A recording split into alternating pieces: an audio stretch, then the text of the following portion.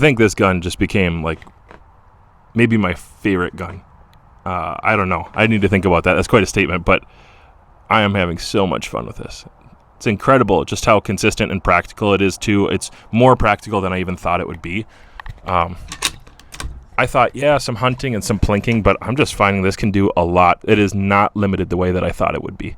It's 300 yards, by the way.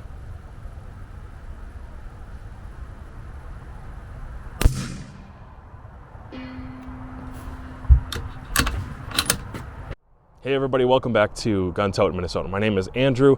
What you have in front of you here is the Savage 110 PCS pistol. This is in 300 blackout. It's been out for a little while now, but I think it deserves more coverage and more attention. So I reached out to some of my friends at Savage and I said, would you be willing to send one out to the channel so I can actually show people what something like this is capable of. I have a few seasons ahead of me where I'm going to try to show you some long range shooting, some very practical close range shooting, and some hunting, and of course plenty of plinking.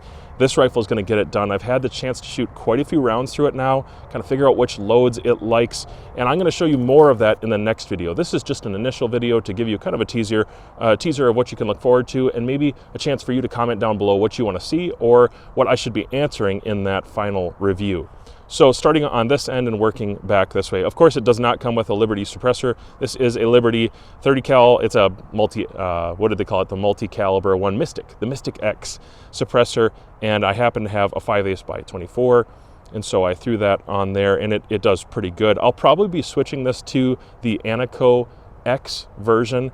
And I like the anechoic branded cans.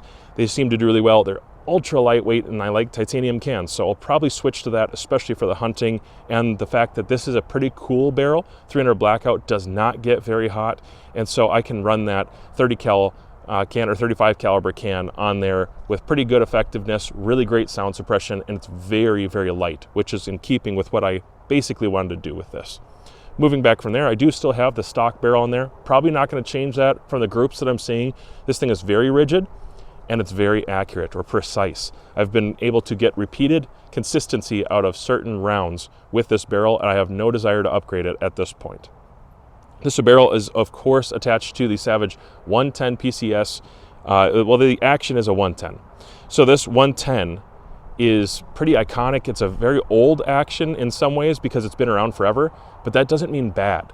Think iconic in the sense that it's been really, really effective. It's well loved and it deserves some respect because it's pretty consistent, and I've been able to get some really awesome accuracy out of it. One of the things I like is just the way that the bolt is able to actuate on that and get proper closure on the round itself. It's tight enough, it's consistent, seems to line things up well, and it's a little bit more of a firm bolt lift than you would find on certain custom actions. But again, you're talking about a price point that isn't even close to the ballpark. This is a little bit more everyday friendly for the common man, and the people who watch my channel are definitely going to appreciate 110 actions. I know that I do, and I've got 5 or 6 by now 110 variants. Really, really consistent, great for hunting precision. I actually compete with one in PRS. Yes, you do have a 10 round magazine, so YouTube, pay attention. This is a bolt action and it's a 10 rounder. Pay attention. So that 10 rounder is a polymer mag. If you felt like you needed to upgrade to aluminum, of course you can get those accurate mags, and there's a variety of companies that will make mags for this. It's running just a standard 223 magazine, and I find that it loads consistently, ejects consistently. I haven't had a single failure to feed or eject, and I'm very happy with that. The magazine isn't getting stuck. Doesn't seem like it's low quality. Actually, it seems pretty resilient, so that was a good choice for that. And I have a few of these laying around. I really like the ambidextrous design. So if you're left-handed, this has an ambidextrous magazine release.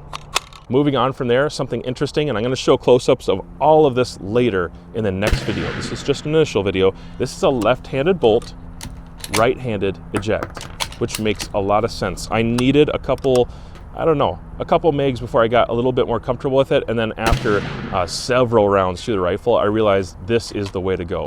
Not just for hunting purposes, but pretty much everything I do with the rifle, including mounting up to a tripod, I absolutely love that it's a left-handed bolt and right-hand eject. Speaking of that bolt, this one out of the box was relatively smooth. I actually felt like I had less resistance than I'm used to It didn't feel like it needed much of a break-in, and that new kind of spiral design and the coating on this bolt was really nice and glassy, rides really well, locks up really well. So good job on that. Then you have your 3-position safety in the back. I tend to use that middle position really often when I'm hunting. You do have a trigger that can go down to, I was able to get mine down to about 3 pounds pretty consistently. So if that's sufficient for you, great. If you don't prefer that, always remember that Savage does have a few companies that make aftermarket parts, and it's not directly from Savage, but we'll just say there's a few brands out there that will make something for this. I'm trying to remember if Jard still does that, but for sure Timney.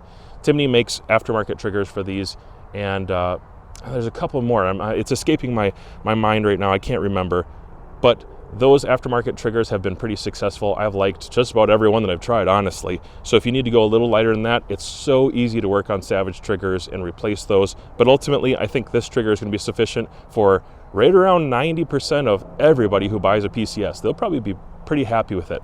My stock trigger has been very crisp. The take-up has been clean and not gritty, and the break is very, very like breaking glass. It's just a snap, and it feels like there's nothing after it. No bad over travel. Savage triggers have some advantages for that. And when it comes to hunting, this is going to be, incredibly capable compared to even some of the better hunting rifles out there because of a decent trigger.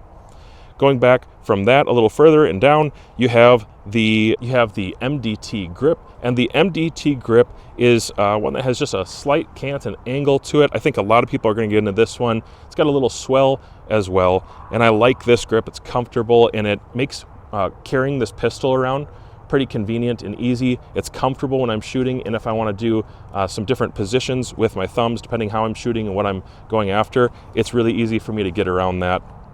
It does have a QD in the rear on both sides, again, ambidextrous, depending on how you want to run things. I happen to have mine set up with this Magpul bipod. On the front, there's a QD, and then in the rear, but I could use this Strike Industries brace because this is just a brace, it is not a stock. Because this is just a brace, I could run it into the rear of this and it wouldn't obstruct anything, because I'm just kind of resting my face or my arm on this at times, not actually using it as a stock, of course. And from there, I think that's basically it. On top, I do have the stock Savage rail right now. That allows me to use this Athlon 2-12 Helos BTR Gen 2, and I get 10 mils about of elevation available in there with a 0 MOA rail. There's lots of companies that make aftermarket rails. Anarchy Outdoors is the company that I recommend if you're looking for an aftermarket rail for your Savage and you just need a little bit more, 20 or 30 MOA. I'm going to be doing some videos with a 30 MOA rail pretty soon here, and ELR distances, because I'm switching almost everything I can over to Anarchy Outdoors gear. Huge fan, very effective, and since I'm running Ruger's, Savage, Tikka, those kinds of brands, Anarchy is pretty much the go-to. And if you're curious about that, go ahead and check in the comments. But this rail allows me still 10 mils, and then I have 8 mils in the reticle itself, which allows me to get past 300 yards with subsonics pretty effectively. And yes, with those 208 grain subsonics from Hornady, they are, man, they're just absolute lasers. I can't believe how precise this little gun is, and those bullets are holding up. So well done to Hornady, my friends over at Hornady, because those are really, really tight out of this little pistol. Okay, on top of that, I have the O-Sight X. Thank you to O-Sight for sending that out as well. I've really enjoyed it, and it sits up just high enough to be very comfortable above this 2-12. Even when I unlock the turret, I can still see through here clean, and it's been very effective. The scope, I had to make some choices whether I was going to zero for supersonic or subsonic. I actually opted to zero for supersonic with this, even though I shoot a lot of subs.